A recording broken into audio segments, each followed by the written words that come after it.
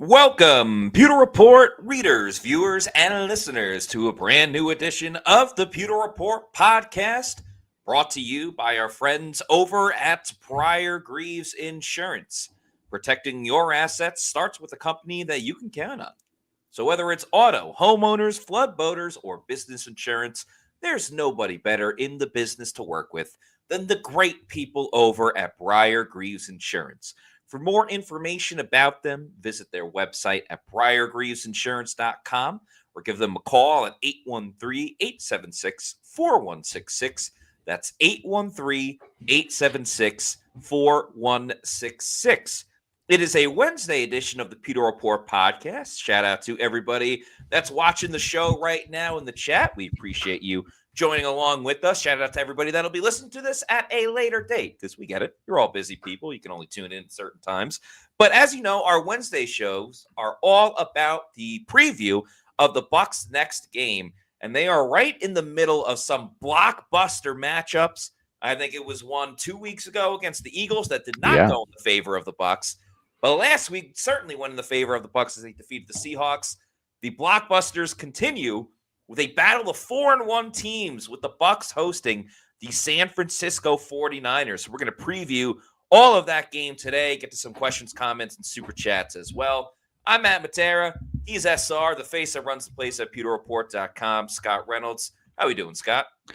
Doing good. This was supposed to be kind of the scary stretch for the Buccaneers, and I know that they lost to the Eagles, but that win over the Seahawks, I think it takes a lot of pressure off for a couple of reasons. Number one, agreed.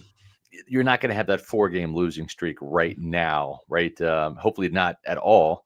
But if it was going to happen, Matt, it was going to be Eagles, Seahawks, 49ers, Lions. That's the toughest 4-game stretch. They're already, I think, playing with a little bit of house money here. Yeah. We talked about them really needing to go 2-2 during this 4-game stretch, if not 3-1 or 4-0.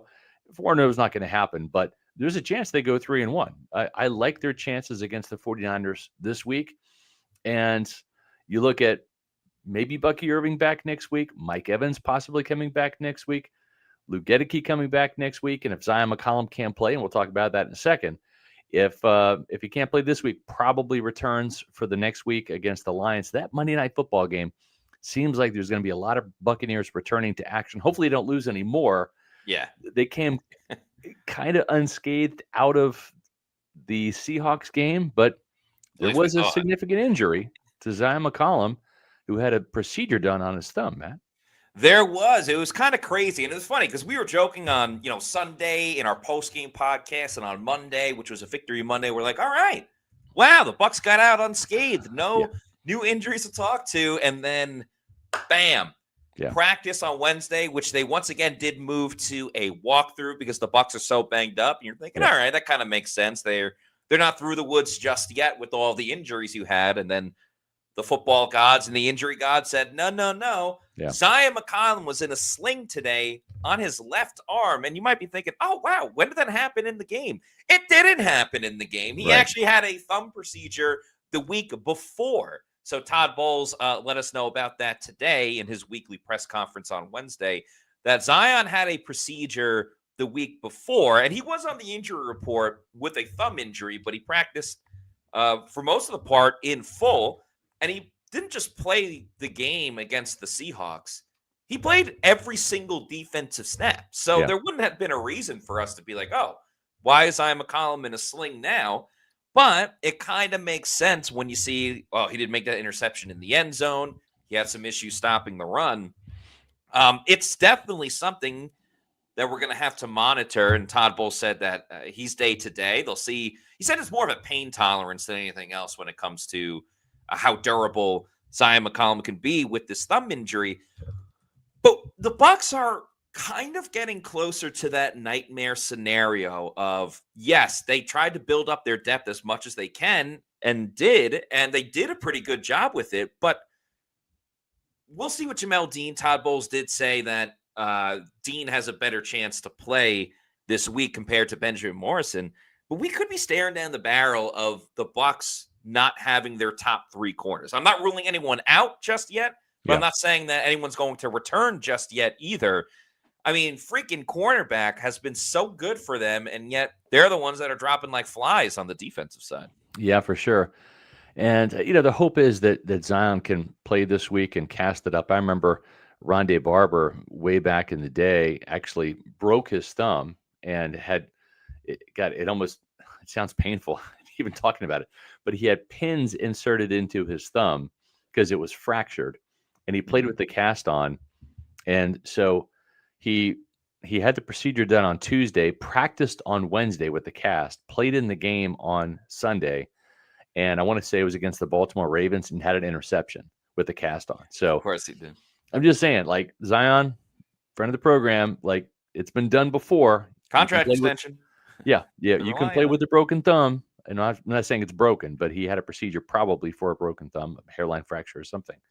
So, and it worked for Rondé Barber. He had an interception that weekend. So it can, it can happen. And listen, the good news is if you're gonna take a body part and break it, you have 10 of these, 10 digits. Yes. So if you're a cornerback, you still got your legs, you can still run, you can still cover, all of those things. Hopefully he can cast it up and play. We do have some good news, though. I talked to Jamel Dean today. Sounds like he is going to play. And that's kind of what Todd Bowles was talking about. The hip injury is better. Yeah. So we might have a situation where even if Zion McCollum sits out this week, Jamel Dean has a chance of playing. That's good news. It doesn't sound like Benjamin Morrison's going to be in play for this week. But if you get Jamel Dean back, who is the leading interceptor on the team, tied with Levante David. Yep. That's a good sign. Jamel's actually playing really good football this year so far. And, against a 49ers team that we'll kind of get into it, but it's kind of crazy. This is a completely different 49ers team than the Buccaneers have played in years past. And when you look at and it's early, right? And they've had Brock Purdy got hurt early in the season. Mac Jones has come in. Actually, I think he's undefeated as the replacement quarterback. There's a chance Purdy might play. So Tampa Bay preparing for the scheme mostly, but then they'll look at both quarterbacks and prepare for both. But Matt, we talked about it at one Buccaneer place today. You and I were doing some research. 10 touchdown passes to 49ers weapons, only one of which has been a touchdown to a wide receiver. That's Ricky Pearsall. The other 9 touchdowns for this 49ers team have gone to running backs and tight ends, and even the fullback, Justin or Kyle Juszczyk. Kyle Juszczyk.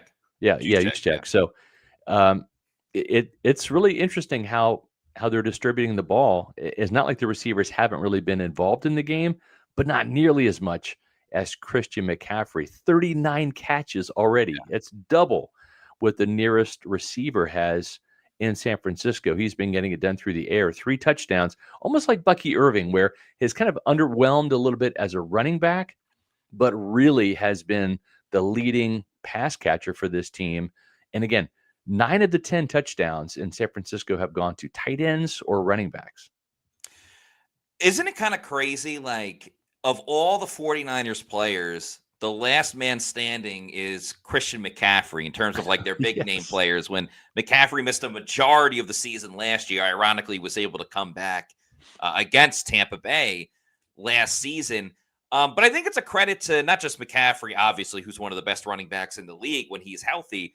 But I think Kyle Shanahan is one of the best, obviously, with like scheming up plays and offensive designs. And he's given fits to Todd Bowles over the past couple of years. But I think Shanahan deserves a lot of credit for finding the best ways to still be successful, regardless of who your personnel is. Yeah. They're down Kittle. They've been down a lot of their wide receivers. And as you just mentioned, they've gone from Brock Purdy to Mac Jones. And Shanahan's still finding a way to be like, you know what? I'm just going to get the ball into Christian McCaffrey's hands. Yeah. It might not be traditional. It might be more passing than running. But as long as he has the football, we're going to be successful. And then, yes, the tight end coming on and being big time. And by the way, Christian McCaffrey, it's not just like that he's helping out with the passing game. Right. He's top 5 in receiving yards. It's all wide receivers and then Christian McCaffrey. So he's doing a fantastic job there. And the 49ers, despite missing a lot of their guys, including Kittle, they are tops in the league in several areas offensively. whether it's passing yards per game, whether it's total yards per game, they are at the top with pretty much everyone. So, they're first in passing with 290.6 yards per game. So it hasn't looked totally traditional, but they're winning a lot of games. It's the turnover battle for them that has really kind of stopped them from being undefeated when they lost to the Fighting Liam Cohens a couple of weeks ago. Right. But to me, it doesn't matter that George Kittle isn't playing. It doesn't matter that they might be down a couple wide receivers and whoever's going to be playing at quarterback, because they find ways to scheme guys open better than anybody else in this league. They do. And Jake Tungus, that guy right there, has got 3 touchdowns. He's the backup tight end who's now the starter. Kittle is on injured reserve. He won't play this week. And Luke Farrell, the other tight end, who's third string, but now is the backup tight end, he has a touchdown himself. So they're really finding some ways to get this open. And you go back to last week's game, A.J. Barner, the tight end for the Seahawks, got open on a miscommunication between Hassan Reddick and Levante David down there inside the lower part of the red zone, inside the 10-yard line. So and we had this picture here. This was back in San Francisco a couple of years ago, back when Devin White was lost in coverage. That's Christian McCaffrey down there scoring a touchdown again in the lower area of the red zone.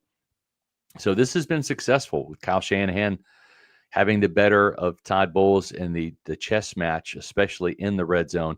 And that's something that Tampa Bay has done a slightly better job of. You go back to that 2022 game in San Francisco, Tom Brady's last year, they got waxed 35-7. That was Brock Purdy's coming out party. It was his first start, a 7th round pick, and he actually beat the Buccaneers that day. Had a rushing touchdown, a couple of passing touchdowns.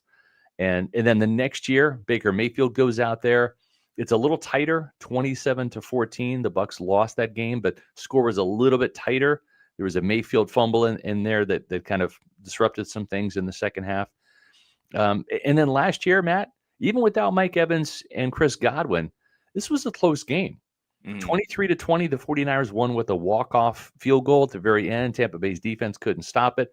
We're seeing a complete role reversal this year with the Bucs winning these close games and getting those stops and key plays at the end of games rather than last year. But it's a different 49ers team coming in here. Robert Saleh is back to being the defensive coordinator. But here are some big names the Buccaneer fans are used to seeing, probably a little too much of. Javarius Ward, the cornerback, gone. Dre Greenlaw, the linebacker, gone. Javon Hargrave, the defensive tackle, gone. Leonard Floyd, the pass rusher, the edge rusher, gone. Talanoa Hafunga, the Pro Bowl safety, gone. Wide receiver Deebo Samuel, gone. And we mentioned George Kittle out for this game on injured reserve, and also Nick Bosa, their top pass rusher, out for this game on injured reserve for the season. It's interesting on the defensive side, Matt. 2 key stats that really jump out to me: no interceptions by this 49ers defense in 5 games, and only 10 sacks, 2 of which were from Nick Bosa, and he's gone now. They really don't have much of a pass rush, and they really don't have ball hawks back in that secondary with this roster turnover on the defensive side of the ball. A very young 49ers defense all of a sudden. Yeah, and credit to them for, Bruce Arians used to always say, we're not rebuilding, we're reloading, or whatever he would like to say. And you kind of see the 49ers doing that right now while still being successful. Again, they're 4-1, the same record as the Bucs, so they're finding ways to win. But at the same time, you got to scratch your head a little bit when you see that they don't have a lot of sacks and they don't have any interceptions. And, we've gotten on the Bucs case for dropping interceptions and not having many turnovers. It seems the Bucs can only either have 2 turnovers in a game or no turnovers at all, because the 4 turnovers they had, they've come in several ways. But for San Francisco to still be competitive, I don't know. It's odd. It's a credit to their offense, I think, keeping them a lot into the games. But even look at their Thursday night game against the Rams, which went into overtime, and this will be the second week in a row that the Bucs are going against a team that has extra rest. Because remember, Seattle played on Thursday night, but they just find a way to get the job done when it matters most. There was a crucial 4th down at the end of the game in overtime. 49ers got the stop, and therefore they won the game. Yeah. Stopping the run is one thing they're okay at. They're not Yeah. as good as the Bucs stopping the run. That's really the only thing you could point to. Yeah. And I think, to be honest with you, I kind of get the feeling we're going to get another shootout the way that we saw with the Bucs and the Seahawks. I'm not going to say it's going to be 38-35, but you maybe look at how 27-24, something like that. Yeah, exactly. I mean, you look at how Tampa Bay was able to move the ball so much and how Seattle did the same thing to the Bucs defense and not knowing who's going to be available. I think it's going to be another high-scoring game because of this. I mean, we saw the Rams really target DeMondre Lenore, their cornerback, who's a veteran guy on the team. He's been around for a little bit. Jason Pinnock was a guy that we kind of looked at in free agency as well, and he's okay, but nothing that the Bucs can't overcome, especially going against Houston in week 2 and up until the Bucs ripped them to shreds, what the Seahawks defense was too. So not completely impressed by the 49ers defense. Their offense I am impressed by, despite all the injuries, but should make for a fun one in this game on Sunday. Yeah, for sure. And as Callie Bucks, one of our Pewter Report TV channel members, says, Mac Jones had a good performance. There's no way they just let Purdy play over him. Yeah, I mean, there is something to be said about going with the hot hand. Yeah. And Mac Jones certainly has that right now for San Francisco. Purdy has been a thorn in the Bucs side for sure.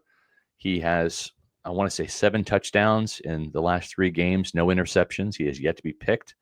But Mac Jones, what can you say about him and his hot starts for the 49ers? 905 yards passing.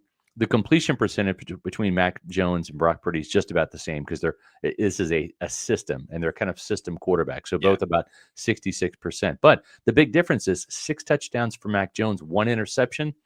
In the 2 games Brock Purdy has played in, 4 touchdowns, 4 interceptions.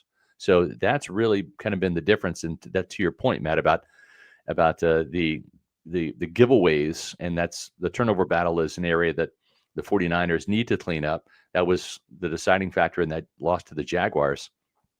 But one of the things that, and you're so right, Matt, this 49ers defense doesn't really do anything well except for one thing.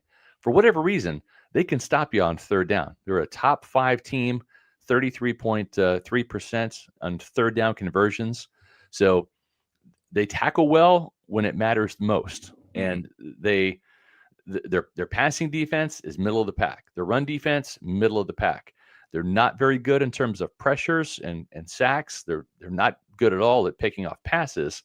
They have forced some fumbles, but on third downs, that's their money down. Robert Saleh has those guys playing really well. Yeah, it's a little bit of a rope-a-dope type of thing. It's a little bit of like a bend but don't break. You're going to have your moments here and there. And it was interesting because Baker Mayfield said something today that I think will be very interesting and certainly crucial in this game. Baker was talking about, obviously, the most recent game against the Seahawks, and he talked about that our third down efficiency, that truly felt like the first time that we were as efficient as we were last year. And for those that remember last season, the Bucs were the most efficient team on third down in the league. And the Bucs were getting it done in that game against Seattle on a couple of 3rd and 15s. Now, I'm not recommending that the Bucs should get into a 3rd and 15 hole against the San Francisco 49ers, but to me, unless the Bucs are just going to take advantage of the pedestrian defense by the 49ers on 1st and 2nd down, whoever wins that 3rd down matchup will certainly play a big factor in winning the overall game. Agree. And let's remember, the 49ers still have a damn good inside linebacker with Fred Warner, who can cause some fits, can cause some issues for this team. But to me, that 3rd down matchup, which it's crucial every single week, but I think it has a little more relevance than in some other opponents that the Bucs will play this year, based on how the 49ers kind of live and die with 3rd downs and have been living a lot this season, where the Bucs, it was their bread and butter last year, a lot of the time spearheaded by Josh Broussard, who now takes over as the offensive coordinator, and they're getting back to that, proper footing once again. Yeah, I agree. I think 3rd down will tell the tale. Obviously, turnovers always do, but if everything's equal, whether it's 0-0, 1-1, 2-2, if it's equal in terms of turnovers and the turnover margin, 3rd down will decide who wins this game. I totally think you're spot on there, Matt. And the interesting thing, too, is We talked about Baker Mayfield avoiding interceptions. 49ers don't have any yet. They almost had one. Upton Stout, who is a player that the Pewter Report staff liked, coming out of Western Kentucky. Really good player at the Senior Bowl. Small guy, like 5'8", 5'9". He's their nickelback. Maybe not as good as Jacob Parrish, but not too bad either. He had an interception against the Jaguars that was negated due to a penalty. The Bucs had one of those on Sunday where Antoine Winfield Jr. would have had his first pick if not for a kind of a ticky-tack foul on Zion McCollum. But he does have a sack. He is a rookie. That's a matchup to kind of watch there. Whoever's in the slot, and what we've seen from Josh Grizzard is the Bucs don't have a slot receiver. He rotates everybody in through the slot. Sometimes it'll be Emeka Buka, sometimes it'll be Chris Godwin, sometimes it'll be Sterling Shepard. We've even seen Mike Evans in the slot when he has been healthy enough to play. So that's what's been interesting to me is Tampa Bay and Josh Grizzard. They really have been rotating a lot of guys through the slot to try to get different matchups and not be as predictable, and moving those receivers around so defensive coordinators can't get a bead on any one particular receiver. But he's not the only rookie back there who's starting. There's another guy that Jacob Parrish is quite familiar with. He played with them last year at Kansas State, Marquise Siegel. He had what was the game-winning stop on fourth down, number 36 there. Also broke up a pass in the end zone. He's been playing pretty well, too, for San Francisco. So, again, a completely different, younger, less heralded secondary and defense that Robert Saleh has to work with. The notable names are gone outside of Fred Warner, really. Again, no Charvarius Ward, Dre Greenlaw, Javon Hargrave, Leonard Floyd, Talanoa Hufanga. Those are the guys that aren't on this team anymore. And Nick Bosa's on IR. So it really is kind of a trial by fire for a lot of these newer, younger players that are being called upon by Robert Saleh and Kyle Shanahan to get the job done. And again, they have done that on third down, but what's missing is the pass rush that would create more of those takeaways. And one of the players that Tampa Bay was interested in before the draft, their first round pick, Mikael Williams, has not had that breakout moment yet. He doesn't have a sack.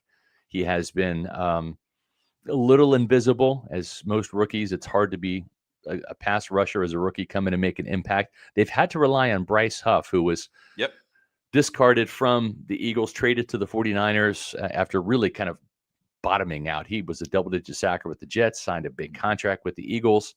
Didn't work out. He was actually inactive for the Super Bowl, but he has found new life here. And boy, Robert Saleh is going to have to lean on him. My guess is, Matt, they're going to be trying to match him up with Charlie Heck an awful lot.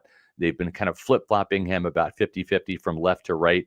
Doesn't make a lot of sense to use your best pass rusher against Tristan Wirfs and kind of burn those snaps. I would line Bryce Huff up on Charlie Heck just about every play and say, go have a field day.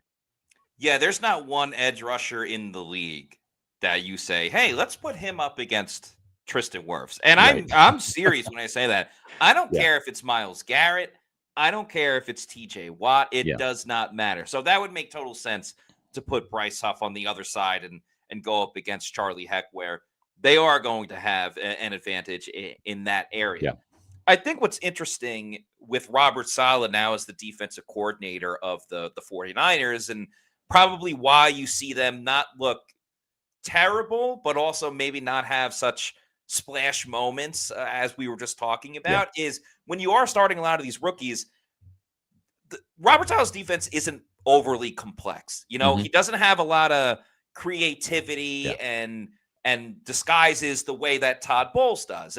But he's still able to get the job done because there's plenty of good fundamentals. Yeah. Everybody knows what they're doing. So you're not going to see the crazy blow up type of play, blown coverage that you see like an 80-yard touchdown and things like that. So that's probably why you don't see the 49ers do anything particularly well. And then when you don't have Bosa getting after the quarterback because he's out for the rest of the season, you're not going to face as much pressure with whoever's at quarterback for you. In this case, for the Bucs, it's obviously Baker Mayfield. Yeah. Now, Huff is an interesting story because his last year with the Jets, and it was a contract year, he was in the face of every single quarterback. And that's why the Jets had one of the best groups in the league. They were losing games, but it wasn't because of the defense. It was because of the offense. And Huff was a big part of that. So certainly San Fran wanted to kind of rekindle that spirit when they brought him back to San Francisco to work with Robert Saleh once again. They haven't totally gotten that just yet, and I think you're never going to see that version of Bryce Huff once more. But I think because of the simpleness, basicness, good fundamentals, the Bucs can still kind of take advantage of that if they can protect Baker Mayfield, which I agree. I mean, if they look anything like they did last week in terms of pass protection, Baker's going to have his time. And even if Baker doesn't, he creates time for himself. Yes. So that's always good, too. No doubt about it. No doubt about it. Just wanted to let you all know that we've got another big game coming up at Raymond James Stadium. Not just this weekend's game, but it's a game that I'm going to be at. It's the Florida Atlantic USF game at Raymond James Stadium. Not this weekend, but the next weekend. Can't wait to go to it. Should be a lot of fun.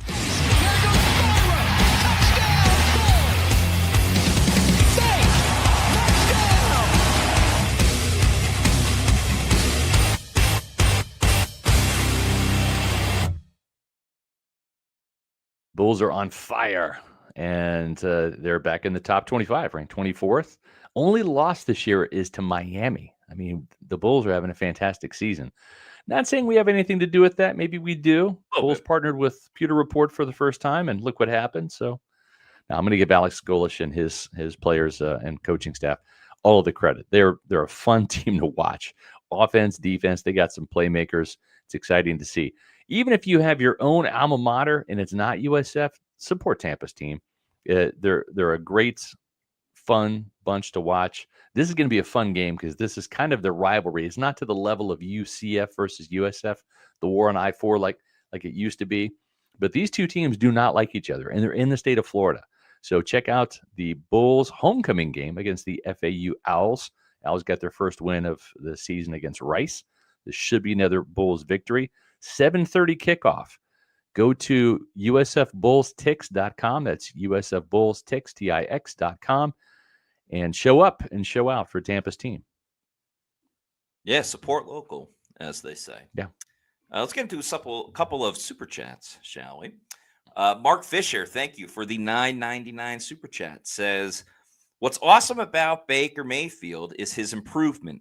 2023, scrappy but not great. We lose at Carolina, and he might not return. It's a good point. 2024, a leader with strong play but interceptions. And then 2025, MVP level, 1 interception. Can't imagine. And then says his work ethic. Yeah, I mean, Baker is absolutely playing at an MVP level. Love what he had to say where he's like, same blank, different day. You know, they love you 1 second, they hate you the next, then they love you once again. And, you know, Todd Bowles alluded to it as well. Just Baker being in the system a little bit more. This is the second year in this current offense, third year with the team overall, and just understanding what he needs to do, what he doesn't need to do. You know, there was definitely some scrutiny when he was in Cleveland about Odell Beckham demanding the football, and he tried to force things into Odell Beckham. We weren't there. We don't know really who's to blame, but you never see that with Baker now. Even when Mike Evans needs 1,000 yards, up until that last play against the Saints, Baker wasn't trying to force the ball to Mike Evans. He's truly this season throwing the ball to the open guy. A lot of times it's Emeka Egbuka, but I think even besides that, you see how it's just kind of been receiver by committee after that. You know, Tez Johnson finally had his big game. Sterling Shepard was really producing over the past couple of games. Big touchdown last game, important in that Jets game to set up the game-winning field goal. Now Cade Otton comes alive, the most recent game as well. Baker's just firing on all cylinders right now. I mean, I know it's a home game, but if there's someone else that can kind of rile up Baker before the game as well, so he can be pissed off and continue to keep playing, because I don't know, he gets extra motivated when he's angry, and he certainly does. I do too, and I even commented on X that maybe the Bucs should fly that Seahawks fan down for the game and get him going again.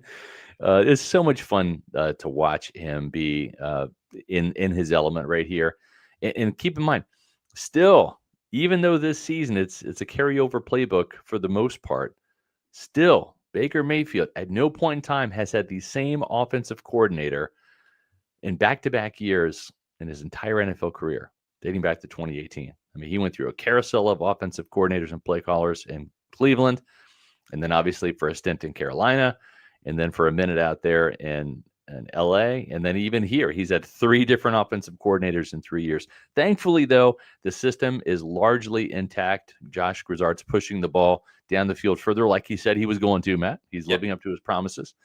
But it just you can tell that Baker has mastery over this offense, that he understands that the ins and outs. And I'm a big believer that he does not get the credit for his football IQ, right? That he, that's an area of his game that gets overlooked because we see the grittiness, the toughness, the talking trash, the smack talk, the scrambles, the hero plays, the cannon arm, the zipping the ball down the field, the accuracy.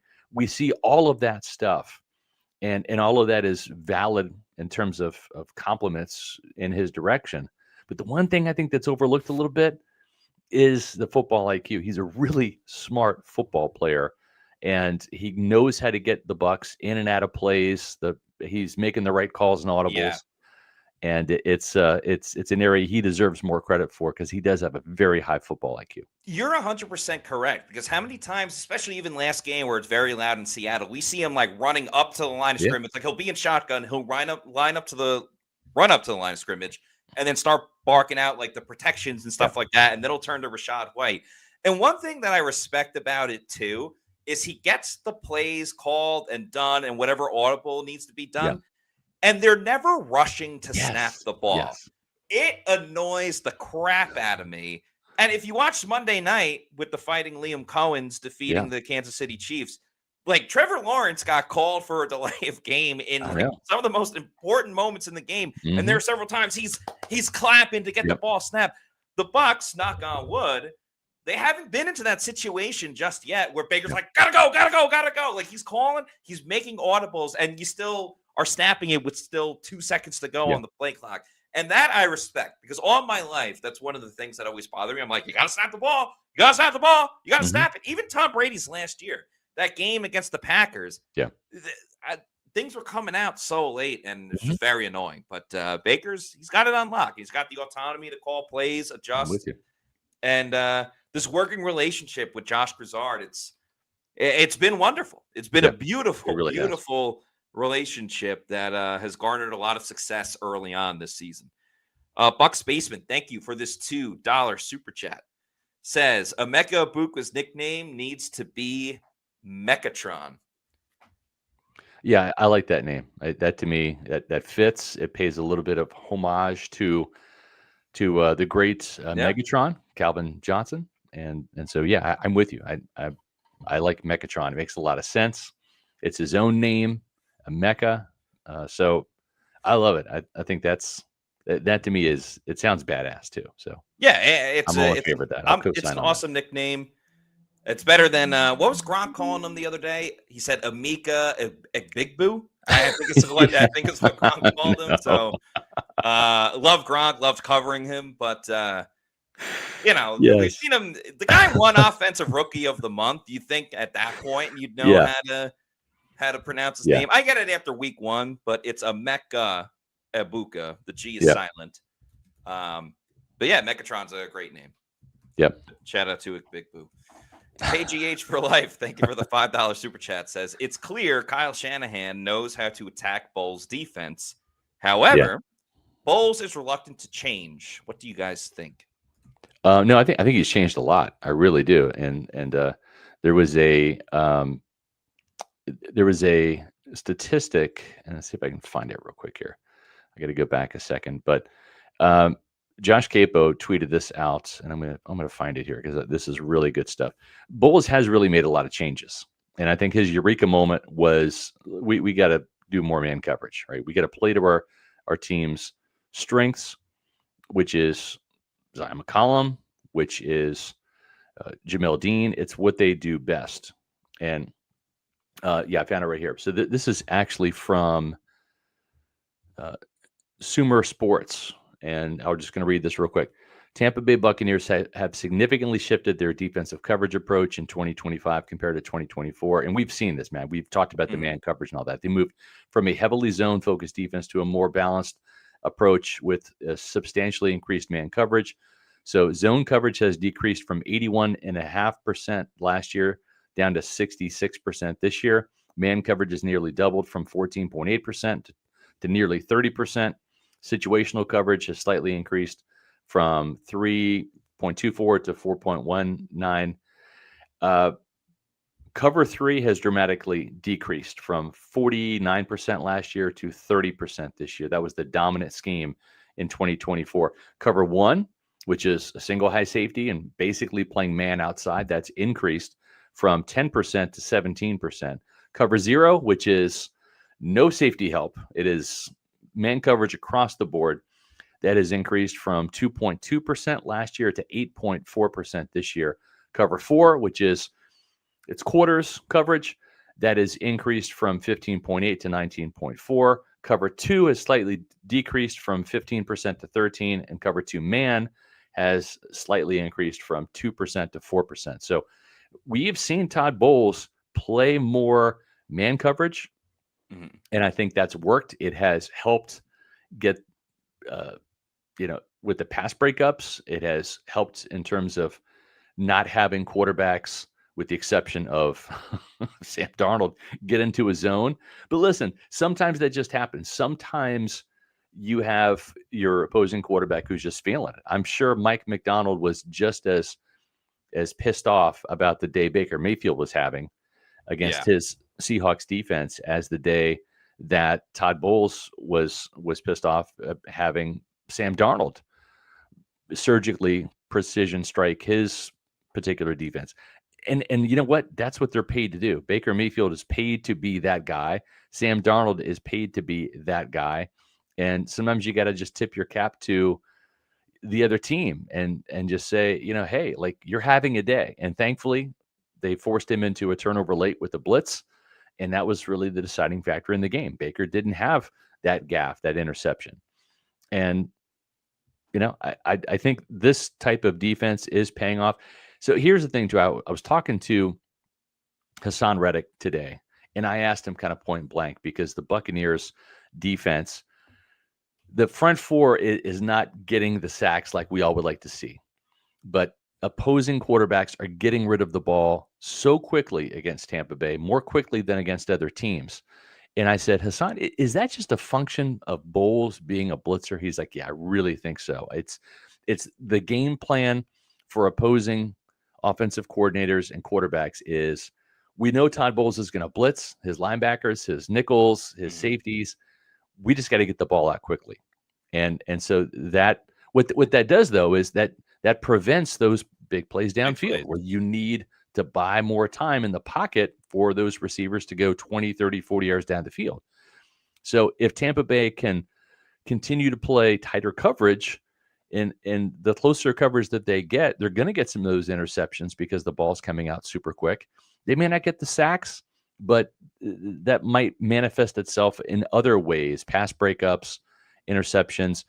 What was happening last year is they were playing too often coverage, too much cushion. Yeah. And those quick throws were just getting completed, and the first downs were coming. Bucs couldn't get off the field. Now that's changed. The tighter coverage is getting the Bucs off the field, and they've done much better on third downs, with the exception of the last game. Right. Like, you can't look at all 5 games the Bucs have played this season and be like, they're the exact same defense that they were a season ago. Yes, there's different personnel. Having Jacob Parrish certainly helps. Having a healthy Zion McCollum, Jamel Dean, and knowing that Benjamin Morrison was back there helps too. Yeah, really the only big play Tampa Bay has allowed from wide receivers was the deep ball to Jackson Smith and Jigba last game. So I'm not going to say that the Bucs defense has reverted back to what it was last year based on one game. Yeah. However, if we see that trend again against the San Francisco 49ers, I will have my worries. And we talked about it a little bit too, that especially if Jamel Dean's back and they kind of revert back to that too. Even if it's a trade-off, like if McCollum doesn't play, and hopefully he does, but even like if Dean is back and McCollum is out, I still think the Bucs will be fine, Yeah, I defensively agree. wise, because as you talked about, Jamel Dean has been, pretty good. But eventually, at some point, and this is the issue Bowles ran into last year, was he's just like, listen, I don't have the personnel. I can't run when I want to run. And I think maybe we saw that a little bit last week against Seattle, where, Yeah. okay, Kindle Vildor's in the game at outside corner now. I'm Mhm. not going to blitz as much because, well, I don't want to put Kindle Vildor on an island. I get some of that for sure, and you can do it for like one game. But if it's going to be a whack-a-mole with who's at corner for the Yeah. rest of the season, which very well may happen given Jamel Dean's injury history and certainly now Benjamin Morrison's injury Yep. history, I hope Bowles will still be able to functionally run his defense as much as he possibly can without just being like, oh, well, we don't have our main starters, therefore we're going to scrap everything. Yeah. That's my one concern with him. I agree. By the way, a little bit of breaking news. Congratulations to Baker Mayfield. Yeah. He has won the FedEx Air and Ground Player of the Week. Not exactly a shock with the performance that he just had, but yeah, he wins a weekly award. Several weekly awards the Bucs have won thus far, and monthly awards. Remember, Cameron Johnson was the Special Teams Player of the Week early on. Emeka Buka won Rookie of the Month. And now Baker Mayfield gets the Air Player of the Week. So congrats to Baker Mayfield. It's been a heck of a start. And the MVP campaign is certainly on, too. It continues for sure, just like our Super Chats continue. Yes, they do. Good segue. Bucks Basement, thank you for the $2 Super Chat. Says, thumb injuries sometimes use casts to reduce the swelling. I guess so. I've never broken my thumb, so I don't have any experience there. But again, I'd like to see Zion play. I think this team needs him. We've seen Jason Pierre-Paul play with a broken thumb, cast it up, and he's got to do hand-to-hand combat. Yeah, going up against offensive tackles back in the day for Tampa Bay. So hopefully Zion can get it casted up and play. Do you think our thumbs are more valuable for us writing stories on PewterReport.com, or Zion's thumb more valuable playing corner in the NFL? If you cast it up my hand, that would be tough for me to type, right? Yeah. So I'd probably say our thumbs are more important than Zion's. All right. Yeah. I'll clip that. No, I'm just kidding. Mark Fisher, thanks for the $1.99 super chat.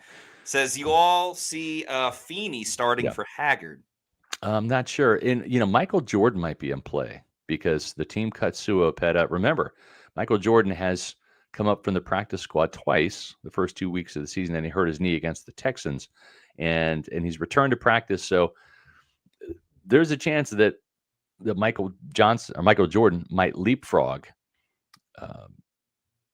Luke Haggard and start, or it could be Dan Feeney. I'm not sure. I will say this: Haggard is not the best guard by any stretch of the imagination. There is something to be said though for continuity, and running against Seattle up there in that environment against the number 6 run defense without Bucky Irving, that was a little bit of a tough sledding environment up there. I don't know. Whether it's Feeney, whether it's Haggard, whether it's Jordan for another game. And remember, with Jordan, he can only come up one more time for a practice squad elevation. So I'm just not sure. I don't know who the best option is there at right guard. I just want to see Luke Gedeke back against the Lions on the right side. That's really all I care about is get him back against Aiden Hutchinson. So it's not going to be Charlie Heck versus Aiden Hutchinson. So if you want to say some prayers for someone, say prayers for Luke Gedeke. He won't be back this week. He can. He's still in injury reserve, but he will be eligible to return next week for the Lions game, and that's going to be a big one. I think there's something to be said about if it ain't broke, don't fix it. And I think Haggard was certainly better in this game against Seattle than maybe he was the week before. Yeah. And continuity is king on the offensive line. I agree. Yeah. Having Gedeke back will solve a lot of problems too. Bulum Seba, thank you for this $1.99 super chat. Says, will the Bucs trade for an edge? Missing pressure on the quarterback. It just depends. We'll see how the Bucs fare over the next 2 games in terms of getting pressure. Think of Hassan Reddick, Yaya Diaby. If they kind of come to life a little bit more on the edge, then maybe that would lessen the need for that. I'm not sure what Jason Light's appetite would necessarily be. I will say the more they win, these games, the higher the win total is for Tampa Bay, that probably increases the likelihood of the Bucs making a deal. Remember back in 2020, Matt, when they had some injuries at defensive tackle, Steve McClendon, they traded for him. It was just a 7th-round pick, but he ended up being a pretty good player for 2 years for Tampa Bay. So wouldn't rule that out necessarily. It's all going to depend on who's available, how much the asking price is, what the Bucs record is at the time. We still have about a month to go before the trading deadline, so we'll see. Speaking of edge rushers, I did talk to Hassan Reddick, and I asked him today. I said, how much shit have y'all been giving Yaya Diaby for dropping that pick 6 at the goal line? He's like, you know what? Like that's a really hard play to make because it comes right up on you. It's like trying to catch a jugs machine from about 5 yards away. Yeah. And I said, but I mean, given your experience as a linebacker, you would have caught it. He's like, oh yeah, I would have caught it. So he's like, oh yeah, like I would have scored on that. No, no big deal. But they've let Yaya off the hook a little bit in that room.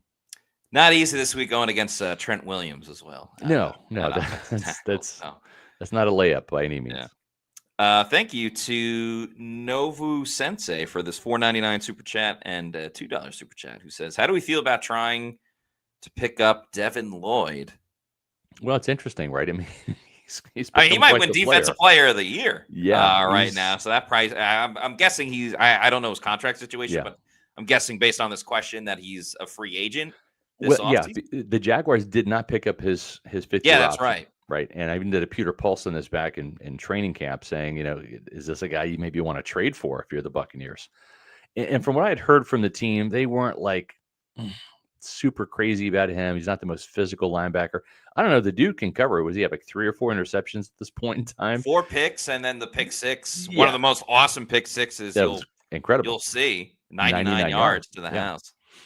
So I don't listen. If you're Jacksonville, you just franchise him if you can't come to contract terms with him. So I mean, he's obviously earned a big contract. Is he this year's Zach Bond? Kinda. He's kind of having that breakout year. And I will say this: it takes linebackers a couple years. You typically don't see linebackers come in right away and just be great and stay great. I know Jihad Campbell's had a good start in Philadelphia, playing better than I even expected him to play, coming off of his shoulder injury in the offseason. But it's a hard position to kind of master, and it does take some time. Now, at the same time, the clock is ticking on guys like Servassier Dennis, and I am scared to death of Kyle Shanahan trying to man coverage, getting Christian McCaffrey on either Servassier Dennis or Levante David. Remember last year, Levante tried in vain to cover on a wheel route Christian McCaffrey, and it wasn't good. It was like a 30-yard pass downfield. So we've seen Levante David, who, again, I'm not slandering Levante, just spitting facts here. I love the guy immensely. He is 35. He's not what he used to be in terms of being a player. And his missed tackle rate is like 25% this year. It has gone from 7% 2 years ago to 15% last year. Now it's up to 25%. That's a horrifically bad number. Yeah. And so you combine that with a very slippery player who can make you miss in space like Christian McCaffrey. And I don't like the Bucs linebackers against Christian McCaffrey, either one of them in this game. Hopefully Todd Bowles can come up with some kind of like gang concepts to where maybe they play more zone against Christian McCaffrey underneath. There's a lot of ways you can tackle it. We have 15 minutes left in the show, but Todd Bowles has got to do something to try to contain and corral Christian McCaffrey and not let him beat you on the perimeter, whether it's in the screen game, whether it's in wheel routes against linebackers or safeties, or whether it is catching those short little flare passes, making you miss and taking a 5-yard gain for 15 or 20. I'm legitimately giving 10 targets to Christian McCaffrey. Easy. If I'm the 49ers. Yes. In the passing game alone. And then oddly enough, because like the Falcons and the Texans were so successful with it against the Bucs early on in the season. And then since then, and some credit should go to the Bucs defense, but since it feels like the other opponents haven't even really tried it versus I agree. Versus like, the Bucs covered it. It's just like I don't know, they haven't tried to attempt it that much. San Francisco is going to be forced to, they're regardless, because that's a staple of their offense with a lot of their other guys out. Yeah, So for sure. yeah, that'll definitely, in my opinion, that's the toughest matchup for the Yeah. Bucs defense against San Fran's offense. Q's44, I just want to get to this comment real quick. Says the Yeah. octopus is nice, talking about Emeka Ibuka and the Yeah. octopus that he had in the game against Yeah. Seattle. In case you don't know, an octopus is you get the 6 points, Yep. you get the touchdown, and then you also catch the 2-point conversion. That's the octopus. That's Yes. 8. So I know there's a lot of people on social media, like when they saw that graphic with the octopus on Emeka Ibuka, I think the Buccaneers put that out. They're like, "What's an octopus?" Well, that's what it is. It's football lingo. It's you get the get the touchdown, the 6 points, then you get the 2-point conversion. That's the 8 arms, octopus, 8 points, Emeka Ibuka. Yeah, there's actually a funny moment. Shout out to our friend Eileen Natchuk, who interviews Todd Bowles, I think every Monday on WFLA, and she was like, "Oh, so Emeka Ibuka had an octopus," and Bowles was like, "Huh?"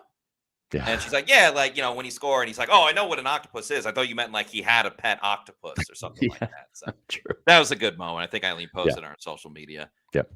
We have a $10 super chat from Tanner James Goff. Thank you so much. As Tanner says, with my family being 49ers fans, this game always meant more to me.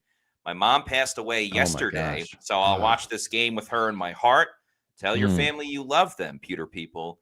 Love from California. Tanner, sincerest apologies, condolences. We are very sorry for the loss of your mom. I can't imagine what you're going through right now, but we are very sorry for your loss. I hope you take some time to remember the fond memories of your mom. Maybe it was through football and stuff like that. And this will be a very meaningful game. Hopefully the Bucs can get a win for you, but we are very, very sorry for your loss. Yeah. I mean, all I can say is I lost my mom in the 2020 season, 2 days after the Bucs spanked the Packers here at Ray J. Jamel Dean had a pick 6 in that game.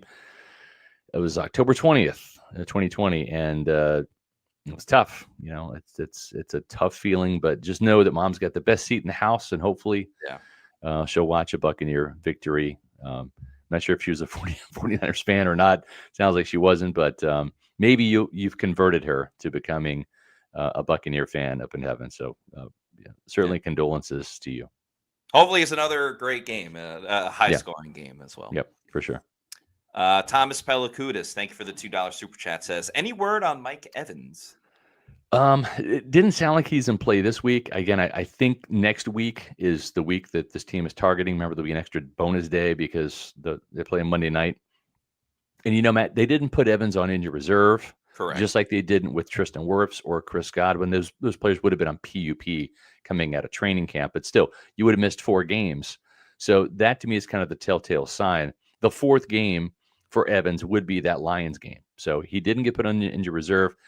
That tells me that this team was hopeful that he could return for that game. I think that's the target date, is that Monday night game. Yeah, Bowles said that his rehab is going along well. Not too much information to get from that, but I have a feeling next week when the Bucs are practicing, I think we might see Mike Evans starting to run individually, and then ramps it up as the. We should say, though, Todd Bowles really has no idea about any injuries. He's got an awful track record when it comes to talking about injuries. So there was some joking going on in the media room. Love Todd, but with because Bowles had been asked on Monday, were you aware of any other injuries that may have happened? And he said, not at this moment, no. But then at the same time, Zion McCollum was getting thumb surgery last week. So not trying to get Todd in trouble or anything, but he's a little all over the place with the injuries. Yeah. Eric Moreno, thank you for the $2 super chat. Says, do you think Zion plays on Sunday? I hope so. It's going to be a pain tolerance thing. That's kind of what Todd said, and that's the truth. It's like, Rondé Barber was an absolute assassin on the football field. Like he was just a cold-blooded, cold-hearted killer out there, and so much so that Raheem Morris put Rondé Barber's picture up front, like a big, massive framed picture up in the training room when he was here as the head coach. And the reason why he did that was to remind everybody, 20 doesn't miss games. He plays. So you better get right in the training room and play on Sunday. And that was the message sent. And I'm sure that Rondé Barber picture is probably still there. Yeah. Rondé Barber, I want to say in his last 13 years, never missed a game. I mean, that is incredible. That's so tough to do because sometimes Yeah. you get like freak injuries, like a Oh, guy yeah. falls into the side of your Yeah. leg or That's right. something like that. And it's like you had no control over that, Yeah. but He's played with a broken thumb. yeah, The 92-yard pick six that sent the Bucs to the Super Bowl yeah, against the Eagles. He had a PCL tear that he played with in that game and the Super Bowl. So it's a lot of his mind over matter. It's, yeah. and the thing is, you have 17 Sundays or game days where they need you. At 365 days, can you be healthy enough to play for 17 days? That's really what it boils down to. And a lot of it is mental. It's how tough are you? Can you play through the pain and not give into it? And some guys can and some guys can't. Yeah, we'll see. Tomorrow and Friday will be very Yeah. telling with that as well. Paul, aka OG Baker Bro, thank you for the $2 super chat. Says when Baker gets Super Bowl win for the Bucs, he will be the GOAT.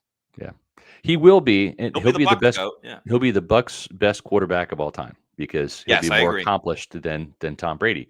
And quite honestly, Baker, the only MVP Baker wants is the Super Bowl MVP because that means that he will have had a Super Bowl win.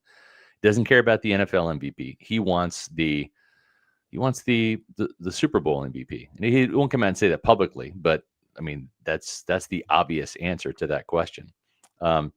There's a lot of injuries that we need to kind of get to and address. And one thing that's valuable about the Pewter pregame show is we tell you who's injured and who's going to be playing, and we have some sources that give us some scoop typically. So make sure that you tune into our Pewter pregame show at 9:00 this Sunday before the Bucs take on the 49ers. It should be a great game at Raymond James Stadium. Plenty of time to listen to it. If you missed the live show, let's say you're at church or you're driving to the stadium, whatever, you can watch it at your leisure up until 4:25, which is the kickoff time. And at 4:25, you better be right here back at Pewter Report TV, our YouTube channel, for Pewter Game Day. Matt Matera and Daniel Morales with the call. Awesome reactions to these last couple of games that have been fantastic finishes. So make sure that you tune in to Pewter pregame at 9 and Pewter Game Day at 4:25 here on Pewter Report TV, our YouTube channel. Also streams live on X and Facebook. And tomorrow, our podcast is going to be, can the Bucs finally beat the 49ers? 4 years in a row they're playing. Tampa Bay's won the last 3. Can they get the job done? And then on Friday, we will have the Bucs battle for NFC supremacy. That'll be our Pewter Insider topic. And then Sunday, around 7:30-ish, I'll be at the stadium, Bucs 49ers post-game podcast, the battle of 4-1 teams. So make sure that you tune into these podcasts coming up. We're just getting cranked up here on Pewter Report TV.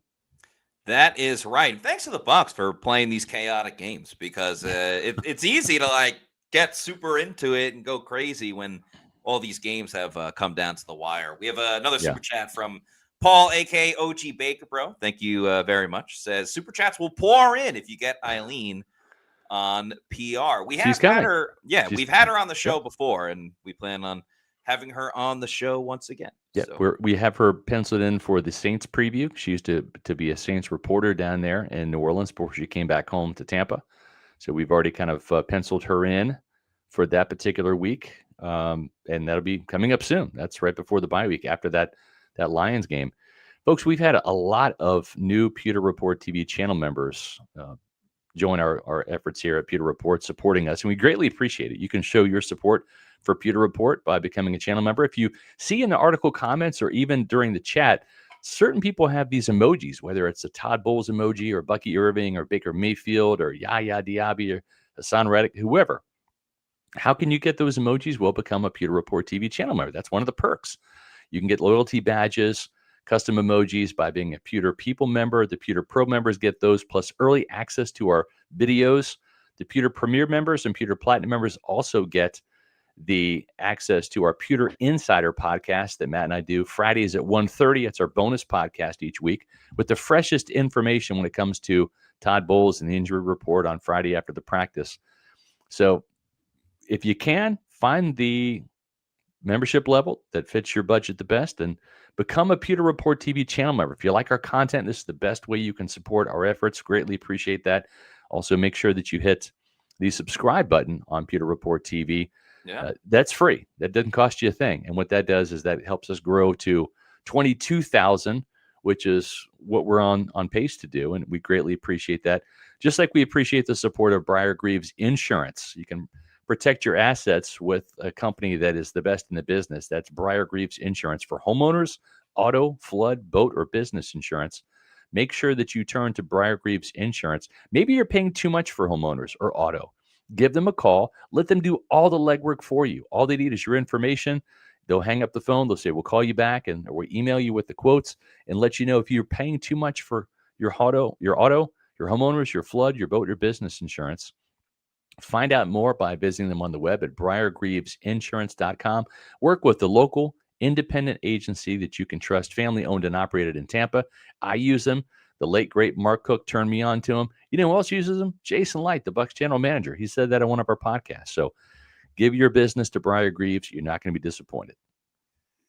By the way, shout out to Briar Greaves. We also need to give a shout out to our Pewter Platinum members. So thank you so much to Scott Federico, Rachel Gordon, Noah Parr, Scotty J, Dave Anderson, Hezo 813, Ash Fishpool, Joel Elrican, Sam, John Dale Morris, Zap Brannigan, RP89, Connor For Reals, Kevin Thomas, Leighton Carter, Brandon Riley, Alec Bickler, Nick Dubuque, Zach Jarvis, Mario Thomas, Eric McMillan, Dominic Tarantino, HK Bucks, Brayon Pinkney, The Real Maverick, and The Guy Is Gifted. Thank you so much for your support. And as we mentioned before, we'll have a Pewter Insider coming up on Friday at 1:30. And Premier members. I will put up by tomorrow an Emeka emoji. There you go. A little extra bonus, a little extra something. Yep, we got for the people. So, that was a lot to get into. Tomorrow's show again at 4:00. We're gonna have more injury updates, the latest from the Advent Health Training Center, and more of a breakdown of Bucs versus 49ers. So, if you're not already doing so in the meantime, sorry, go ahead. I was going to say, here's an invitation from Nathan Elliott. All are invited to our Lot 12 Oktoberfest prior to the San Fran Buccaneers game. Lot 12 opens at 1 p.m. No cover charge. Keg of Oktoberfest beer on tap. I might see you out there, Nathan. That sounds pretty good. I like beer. I'm a little jealous. Will you be wearing lederhosen? Me? No. Obviously you won't. Nathan might. Who knows with Nathan Elliott? That's what I meant. With that guy. Nathan, I'm curious if you'll be wearing lederhosen for that. Actually, Scott, if you want to do that too, it would make for a hell of a WFLA hit. That would be, wouldn't it? Yeah. Anyway, if you're not already doing so, please make sure you're Nathan said yes, he is, of course. If you're not already doing so, please follow us on all of our social media. On X, Facebook, and Instagram, we are at Pewter Report, and our YouTube channel is Pewter Report TV. Please like and subscribe. Leave a comment on this video as well, how you're feeling about this matchup between the Bucs and the 49ers. Do you love it? Do you hate it? How do you think the Bucs can win if they are going to win in this matchup? Yeah. Would love to see everyone's thoughts and opinions on that one. So that's going to do it for us on today's show. For Scott Reynolds, I'm Matt Matera saying thanks, everyone, for watching. We'll see you tomorrow at 4 p.m. for another edition of the Pewter Report podcast. Out.